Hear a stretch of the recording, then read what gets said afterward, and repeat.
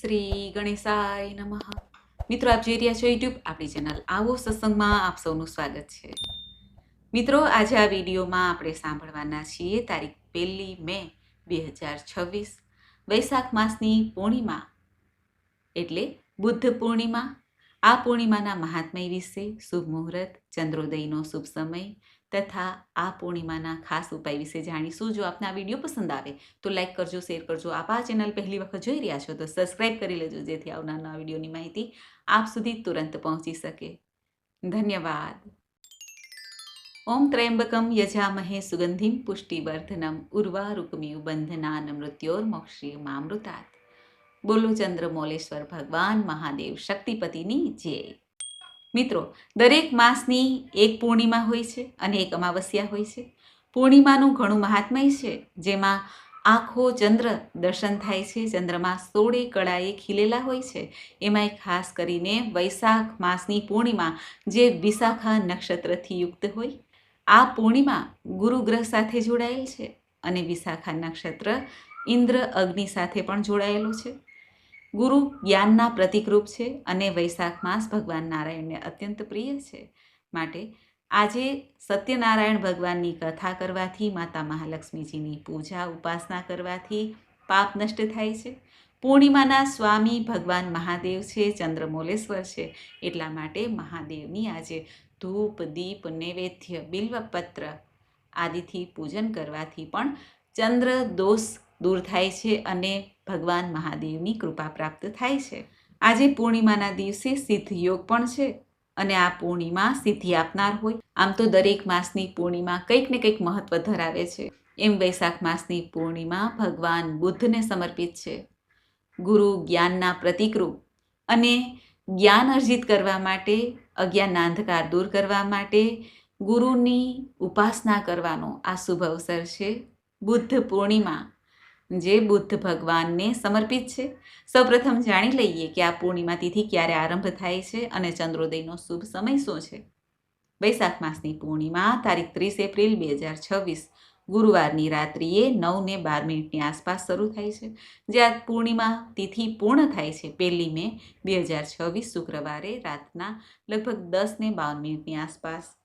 સૂર્યોદય પ્રમાણે જોઈએ કે ચંદ્રોદય પ્રમાણે જોઈએ, તારીખ 1 મે 2026 શુક્રવારના દિવસે પૂર્ણિમાનું વ્રત રખાશે, પૂર્ણિમા ઉજવાશે. આજે ચંદ્ર દર્શનનો શુભ સમય છે સાંજે લગભગ 6:52 આસપાસ. ગામ શહેર પ્રમાણે અલગ અલગ ચંદ્રોદય હોય તે જોઈ લેવો. જે ભક્તો પૂર્ણિમાનું વ્રત કરે છે તેઓ ચંદ્ર ઉદય થાય ત્યારે ચંદ્રદેવને અર્ધ્ય આપે અથવા દર્શન કરે. 2 હાથ જોડીને ચંદ્રદેવને પ્રાર્થના કરાય છે. ચંદ્રદેવ તે સાક્ષાત મહાદેવજીનું પ્રતીક મનાય છે.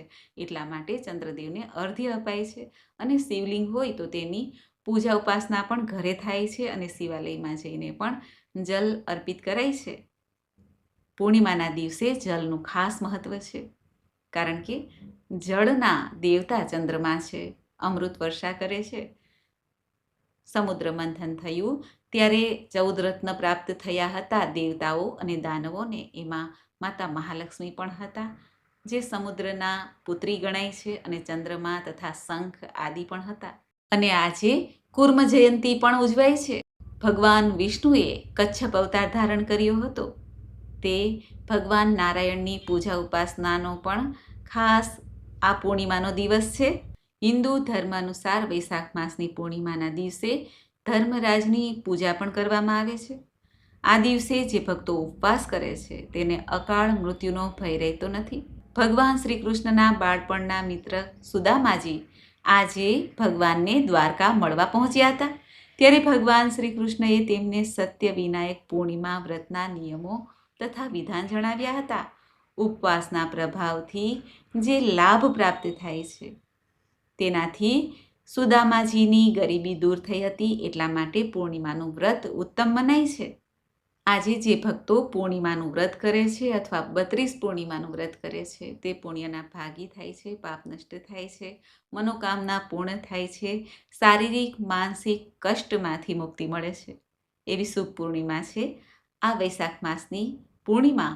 બુદ્ધ પૂર્ણિમા અથવા કુર્મ જયંતીના દિવસે ભગવાન લક્ષ્મીનારાયણ દેવનું પૂજન કરાય છે અને સત્યનારાયણ ભગવાનની કથા કરાઈ સંભળાય તો પુણ્યના ભાગી બની જાય છે. આ ઉપરાંત આજે દાન પુણ્ય કરવાનો પણ ઘણો મહાત્મય છે. પવિત્ર નદી, જળ, તળાવમાં જઈને સ્નાન કરીને સૂર્યનારાયણ દેવને અર્ધ્ય અપાય છે, જે સાક્ષાત ભગવાન વિષ્ણુના અવતાર મનાય છે.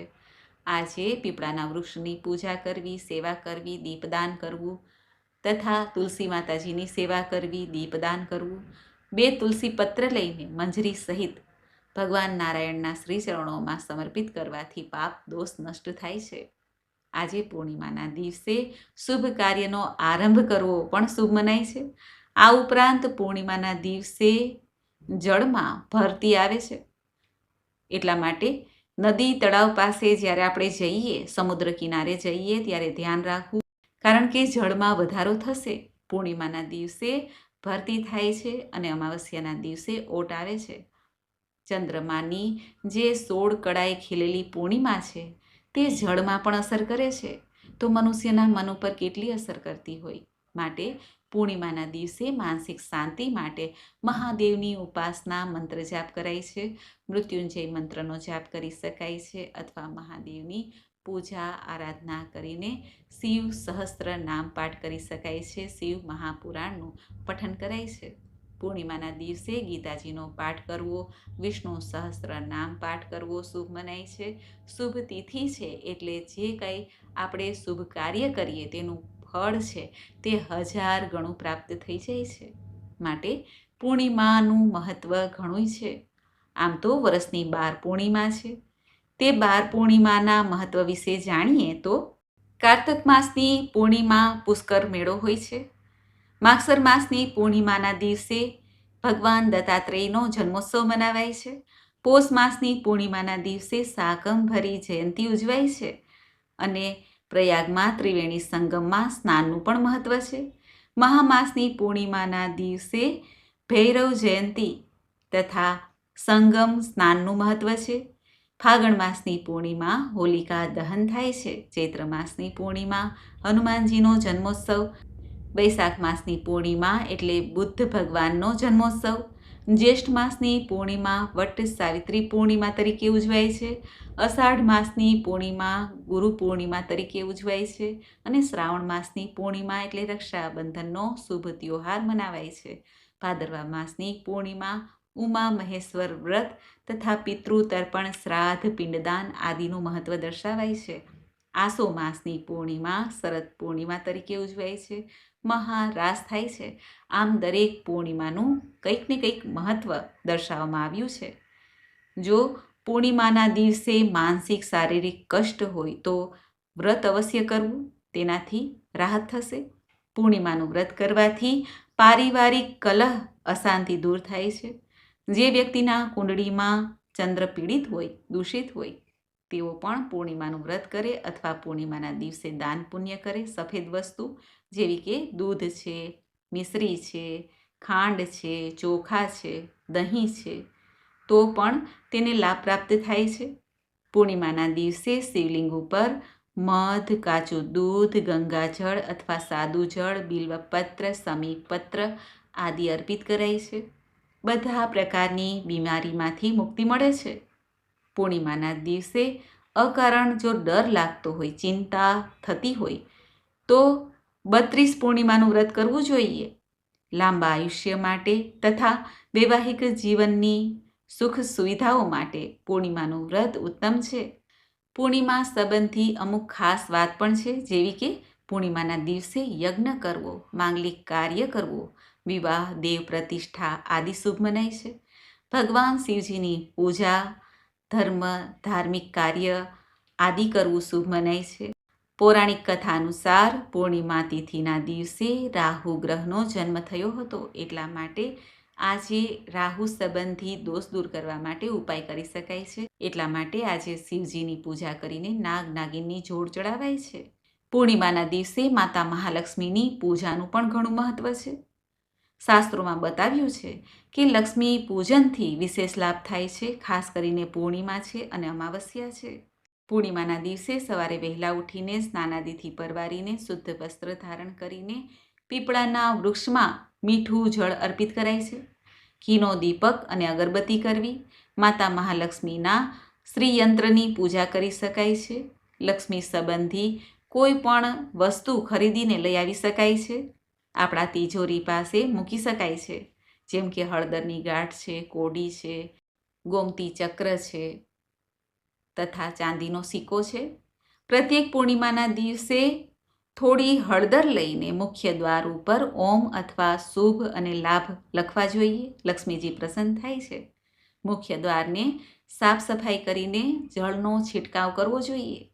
દરેક પૂર્ણિમાના દિવસે ચંદ્ર ઉદય થાય ત્યારે એક તાંબાના વાસણમાં જળ ભરીને તેમાં ચપટી ખાંડ, ચપટી કંકુ અને ચપટી ચોખા નાખીને ચંદ્રદેવને અર્ધ્ય અપાય છે અને માતા મહાલક્ષ્મીજીની અથવા કુળદેવીજીની પૂજા કરીને સાબુદાણાની કે ચોખાની ખીર બનાવીને ભોગ સમર્પિત કરવો જોઈએ. ત્યારબાદ તેનો પ્રસાદ લઈ શકાય છે. ગાયનો ભાગ કાઢીને પ્રત્યેક પૂર્ણિમાના દિવસે મુખ્ય દરવાજા પર તોરણ લગાવવું જોઈએ. આસોપાલવનું તોરણ છે, આંબાના પત્ર છે અથવા કેળના પત્રને રાખીને શણગારવા જોઈએ. પૂર્ણિમાના દિવસે તામસિક વસ્તુનો ત્યાગ કરવો જોઈએ. વૈવાહિક જીવનની સફળતા માટે પતિ પત્ની બંનેએ પૂર્ણિમાનું વ્રત કરીને ચંદ્રમાને દૂધ અર્પણ કરવું જોઈએ અને દૂધનું દાન પણ કરી શકાય છે. પૂર્ણિમાના દિવસે માતા મહાલક્ષ્મીના મંદિરમાં જઈને ઇત્ર સુગંધિત અગરબત્તી છે તે અર્પણ કરવું જોઈએ. ચંદ્રમા એક સ્ત્રી પ્રધાન ગ્રહ છે જે પૂર્ણિમાના સ્વામી કહેવાય છે. માટે આ દિવસે શક્તિની પૂજા કરવી શુભ મનાય છે. કોઈ પણ દેવી શક્તિની પૂજા કરી શકાય છે. આપણા કુળદેવી છે, મા અંબા છે, દુર્ગા છે, માતા લક્ષ્મી છે, સરસ્વતી છે, મહાકાળી છે. તેમની પૂજા કરવી તુરંત ફળ આપનાર છે.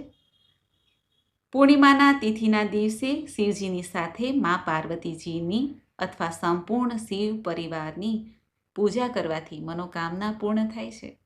આમ આ પૂર્ણિમાનું ઘણું મહાત્મય છે. આજે ભગવાન બુદ્ધનો જન્મોત્સવ પણ મનાવાય છે. તે વિશે પણ જાણી લઈએ. ભગવાન બુદ્ધએ મંત્ર આપ્યો છે, બુદ્ધમ શરણમ ગચ્છામિ, અર્થાત હું ભગવાન બુદ્ધના શરણમાં છું. બુદ્ધ અર્થાત જ્ઞાની પુરુષ. વ્યક્તિની આધ્યાત્મિક યાત્રાનું પ્રથમ પગલું શરણાગત થવું છે. ઈશ્વરને શરણાગતિ એટલે બુદ્ધમ શરણમ ગચ્છામિ. ધર્મમ શરણમ ગચ્છામિ અર્થાત જે ધર્મના સર્જક છે એવા ભગવાન ઈશ્વર છે. બ્રહ્માંડના જે નિયમ છે તેમાં ધર્મ સર્જનનું કાર્ય કરે છે. તેવા સર્જકના શરણમાં હું છું. સંઘમ શરણમ ગચ્છામિ. સંઘ અર્થાત સમૂહ. જ્ઞાનીઓનો સમૂહ જ્યાં છે તે મને પ્રાપ્ત થાવ અને તે જ્ઞાનીઓના જે સમૂહમાં હું તેનો સભ્ય બનું અને જ્ઞાન પ્રાપ્ત કરું અને ઈશ્વરની શરણાગતિ પ્રાપ્ત કરું. આમ ભગવાન બુદ્ધએ આ મંત્ર આપ્યો છે, બુદ્ધમ શરણમ ગચ્છામિ, ધર્મમ શરણમ ગચ્છામિ, સંઘમ શરણમ ગચ્છામિ. આ મંત્રનો જાપ પણ કરી શકાય છે. જેમ ભગવાન બુદ્ધને જ્ઞાનની પ્રાપ્તિ થઈ એ રીતે આપણને પણ સદજ્ઞાનની પ્રાપ્તિ થાય, આપણો જન્મારો સુધરી જાય. ભગવાન શ્રી કૃષ્ણએ ગીતાજીમાં કહ્યું છે કે યુગે યુગે તેઓ પ્રગટ થાય છે અને ધર્મની રક્ષા કરે છે. બુદ્ધ પૂર્ણિમાનો સંબંધ ભગવાન ગૌતમ બુદ્ધ સાથે કેવળ જન્મથી જ નહીં, પરંતુ વર્ષો સુધી વનમાં કઠોર તપસ્યા કરી ત્યાર પશ્ચાત બુદ્ધ પૂર્ણિમાના દિવસે તેઓ બોધ ગયામાં બોધિ વૃક્ષ નીચે જ્ઞાન પ્રાપ્ત કર્યું. તે પણ આજે શુભ દિવસ મનાય છે અને નિર્વાણ દિવસ તરીકે પણ ઉજવાય છે. એટલે આ વૈશાખ માસની પૂર્ણિમા બુદ્ધ જયંતિ તરીકે અર્થાત ભગવાન બુદ્ધનો જન્મદિવસ તરીકે ઉજવાય છે. પરંતુ આ દિવસે જ્ઞાનની પ્રાપ્તિ અર્થે પણ ભક્તો પોતાના ગુરુદેવની ઉપાસના કરે છે. અથવા ગુરુ ન હોય તો આપણે આપણા ઈષ્ટ દેવતા છે, કુળદેવતા છે, શ્રી હનુમાનજી છે, સાંઈ બાબા છે, ઘણાય માને છે અને ગુરુ દત્તાત્રેય છે. જે ગુરુ છે તેમની પૂજા ઉપાસના થાય છે. જેથી પાપ નષ્ટ થાય, ખરાબ કર્મો છોડવાના પણ સંકલ્પ થાય છે. જો વ્યસન હોય તેને પણ છોડાય છે, જેથી આ સંકલ્પ દ્વારા આપણે આપણા જીવનને સાર્થક કરી શકીએ. સદજ્ઞાનની પ્રાપ્તિ કરવા માટે, સદબુદ્ધિની પ્રાપ્તિ કરવા માટે આજે આપણે ગુરુધારણા પણ કરી શકીએ છીએ. પૂર્ણિમાના દિવસે કુશીનગરમાં ગૌતમ બુદ્ધના મહાપરિનિર્વાણ પણ થયું હતું. કહેવાય છે કે બુદ્ધ પૂર્ણિમાના દિવસે જલથી ભરેલો કળશ અને પકવાન જો ધાર્મિક મંદિરોમાં અથવા તો પીપળા નીચે, વડલા નીચે જો દાન કરવામાં આવે અર્થાત ત્યાં સમર્પિત કરવામાં આવે તો ગૌદાન સમાન પુણ્ય પ્રાપ્ત થાય છે. અને આ પૂર્ણિમા ઉનાળાના સમયમાં આવે છે ત્યારે જલદાનનું ઘણું મહાત્મય છે. જલ જ જીવન છે એ આ ઉનાળાની ઋતુ સમજાવે છે. જલનો ખોટો વ્યય ન કરવો જોઈએ. ભગવાન બુદ્ધનો જન્મદિવસ આ તિથિએ છે, માટે બોધ ગયામાં જે ભક્તો દર્શન કરવા જાય છે ત્યાં પિતૃ તર્પણ પણ થાય છે. પિતૃઓની મુક્તિ માટે પ્રાર્થના કરાય છે. એવી આ ખાસ પૂર્ણિમા છે. આમ તો આપણે અમાવસ્યાના દિવસે જ પિતૃઓનું સ્મરણ કરીએ છીએ, પરંતુ આ બુદ્ધ પૂર્ણિમા જે વૈશાખ માસની પૂર્ણિમા છે તે પિતૃ શાંતિ અર્થે, પિતૃની કૃપા પ્રાપ્તિ અર્થે, પિતૃને મોક્ષ પ્રાપ્તિ અર્થે ઉત્તમ પૂર્ણિમા છે. જ્યારે આપણે સવારે પૂર્ણિમાની પૂજા કરીએ ત્યારે જ સંકલ્પ કરવાનો હોય છે કે આપણે વ્રત કેવી રીતે કરવાનું છે. આ પૂર્ણિમાના વ્રતમાં એક ટાઈમ ભોજન સાંજના સમયે લઈ શકાય છે અથવા ઉપવાસ પણ કરી શકાય છે. જેવી જેની શક્તિ એ પ્રમાણે વ્રત કરવું જોઈએ. આજના દિવસે તલનું દાન કરવાથી પણ પાપોમાંથી મુક્તિ મળે છે. આ પૂર્ણિમાના દિવસે તલના તેલનો દીપક ઘરમાં પણ પ્રગટાવી શકાય છે. ઈશાન ખૂણો જે પૂર્વ અને ઉત્તરનો ખૂણો છે ત્યાં અખંડ જ્યોત જે આખી રાત ચાલે સવાર સુધી એવી જ્યોત પ્રગટાવી જોઈએ. પૂર્ણિમાના દિવસે વ્રત કરીએ કે ન કરીએ, પરંતુ એક ટાઈમ જો ભોજન લેવામાં આવે તો પણ શરીર સ્વાસ્થ્ય પ્રાપ્ત થાય છે. શ્રીલંકામાં બુદ્ધ પૂર્ણિમાને વેસાક ઉત્સવ તરીકે મનાવાય છે. બૌદ્ધ અનુયાયીઓ પોતાના ઘરોમાં દીપક પ્રગટાવે છે અને ફૂલોથી ઘરને સજાવે છે, જેમ આપણે દિવાળી મનાવીએ છીએ, અને પ્રાર્થનાઓ કરે છે. બૌદ્ધ ધર્મથી જોડાયેલા પવિત્ર ગ્રંથોનું પઠન પાઠન કરવામાં આવે છે. આજે શુભ દિવસ છે અને શુભરાત્રિ પણ. ચંદ્રમાના જે દર્શન થાય છે તે ચંદ્રની નીચે થોડીક વાર બેસવાથી પણ જે શારીરિક માનસિક કષ્ટ હોય છે તે સમાપ્ત થાય છે. એટલો પ્રભાવ ચંદ્રમામાં આજે હોય છે. જેમ કે અમાવસ્યામાં ચંદ્ર દર્શન જ થતા નથી, એટલા માટે નકારાત્મકતા વધુ જોવા મળે છે. જ્યારે પૂર્ણિમાના દિવસે ફૂલ મૂન, પૂર્ણ ચંદ્રમા, સોળે કળાએ ખીલેલા ચંદ્રમાના દર્શન થાય છે, જે આપણને તન મનથી શાંતિ આપે છે. જેમ ભગવાન બુદ્ધને જ્ઞાનની પ્રાપ્તિ થઈ એ રીતે આપણને પણ સદજ્ઞાનની પ્રાપ્તિ થાય, આપણો જન્મારો સુધરી જાય, મૃત્યુ સુધરી જાય, એવી જ પ્રભુને પ્રાર્થના. સર્વે ભક્તોને બુદ્ધ પૂર્ણિમાની વધાય શુભકામના. મિત્રો, મને આશા છે કે આપને આ વિડીયો જરૂર પસંદ આવ્યો હશે. આજે ભગવાન બુદ્ધનો જન્મોત્સવ છે, માટે બુદ્ધ પૂર્ણિમા તરીકે ઉજવાય છે. આ પૂર્ણિમાના દિવસે બુદ્ધ ભગવાન કે સ્વયં નારાયણના જ અવતાર મનાય છે, એટલા માટે ભગવાન વિષ્ણુના મંત્ર જાપ કરી શકાય છે. ઓમ નારાયણાય વિદ્મહે વાસુદેવાય ધીમહિ તન્નો વિષ્ણુ પ્રચોદયાત. બોલો ભગવાન લક્ષ્મીનારાયણ દેવની જય. જ્ઞાનના દેવતા ભગવાન બુદ્ધની જય. મિત્રો, મને સાંભળવા માટે ધન્યવાદ. આપ સૌને મારા જય શ્રી કૃષ્ણ.